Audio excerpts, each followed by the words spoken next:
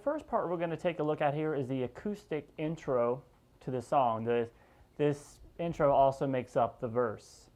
So we're basically going to start here with a low E, open E string, the 6th string, and then the first finger at the 7th fret on the 5th string, and then we're going to bar the 9th fret on the 2nd, 3rd, and 4th strings, and giving us that E major chord. Now you could do that bar with your pinky or your 3rd finger or whatever. You can do whatever way. I prefer to use my pinky. It's a little bit more comfortable. But so let's just go through the chords that we're going to be using first. This is the first chord all the way to the 2nd string there.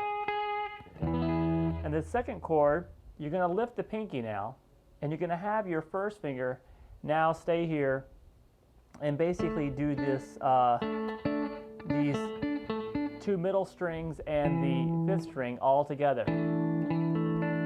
So you have this E right here, and then 7, 7 on the 3rd and 4th strings as well. So 7th fret on the 3rd and 4th and 5th strings, and you want it to mute the 2nd finger. See how I'm lifting up my 1st finger a little bit, so it's not holding down a 2nd string at the 7th fret, it's muting it. By coming up there, you want to be able to mute the 2nd string, but the 1st string can ring out if you need it. And since this whole thing, he's kind of chugging an E, and he's letting that open bottom E string ring a lot. So we have like,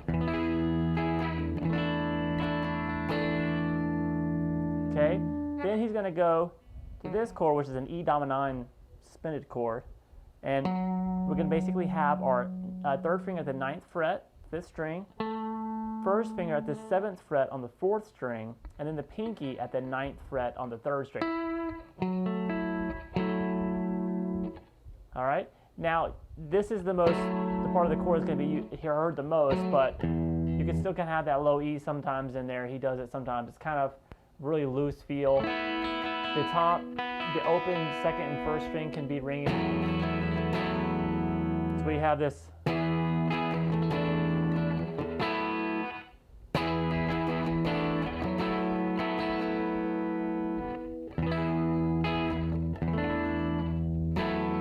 Now in the right hand, I'm just kind of keeping a momentum going. The idea is just kind of get this like kind of like that little train sound. You can practice it on just muted strings at first, but then you just, from there, you just go, you just want to kind of keep this motion. And if you hear the part, you can tell when he's, when he's missing some strokes and when he's not. But if you keep that momentum going, it's very easy to copy the feel. See that? I'm missing some strokes, but I'm accenting some. But if you keep the constant momentum going in the right hand, it'll really help that sound come out. So after that chord, then we go down to the 5th fret, and we play this A major.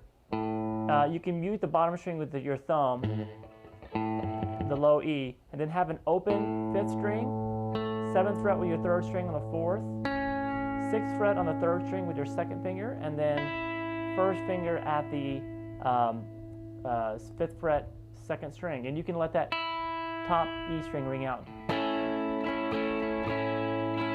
And that's an A major chord, and what he does is he interchanges that with, if you take your pinky and lay it on the 7th fret on the 3rd string, right above your 2nd finger, it creates a suspended, A suspended, sus4 chord. He's still letting all those strings ring around it. And then it goes back down to the regular 2nd finger at the 6th fret.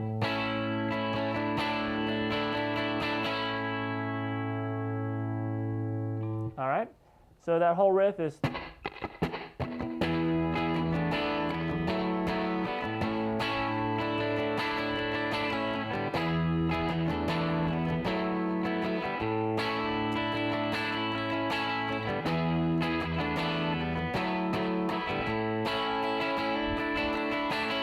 So just kind of give it this nice loose swingy feel. You know, there's nothing that precise about having those open strings ringing out. He's got a lot of stuff kind of going on there. So you kind of wanted to make it sound like big, full, and loud, and sloppy, and everything. All right, so that's pretty much the intro. He does that 4 times, and the vocals come in, and he plays that same part as the verse of the song, and he'll do it 8 times while he's singing. So we have 4 times in the intro, 8 times of playing that riff while he's singing, and then we get to the pre-chorus. The acoustic guitar part, there's actually 2 guitars going here during the pre-chorus. We'll work on the electric guitar part in a different video, but in the acoustic guitar part, he comes down here and he plays a basic E open position chord, 0, 2 on the 5, 2 on the 4th, 1st fret on the 3rd string, and then the last 2 strings are open. And then we come up here and we play an octave shape, which we're going to have our 1st finger at the 4th fret on the 5th string, and then go over and play the 6th fret on the 3rd string. And that string in the middle needs to be muted by the bottom of the 1st finger. All right, so we have this.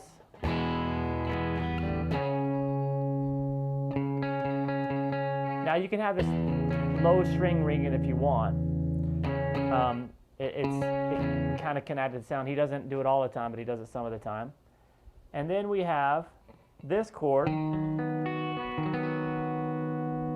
which is basically a B major chord.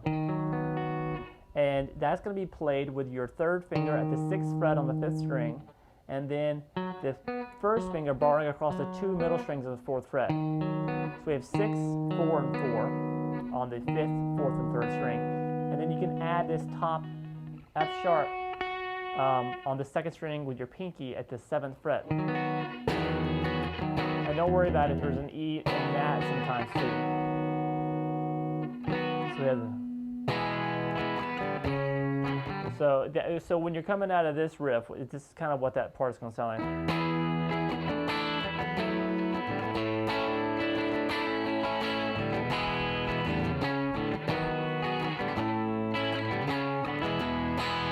So we have that octave, then that B chord, and then we go to that same A chord that we did in the verse, without adding the pinky to it. And then we come back to the octave shape. So we have that, the E, the octave, the B, the A, and back to this. And then it ends it with the E chord. So the E chord begins and ends the riff. So we have.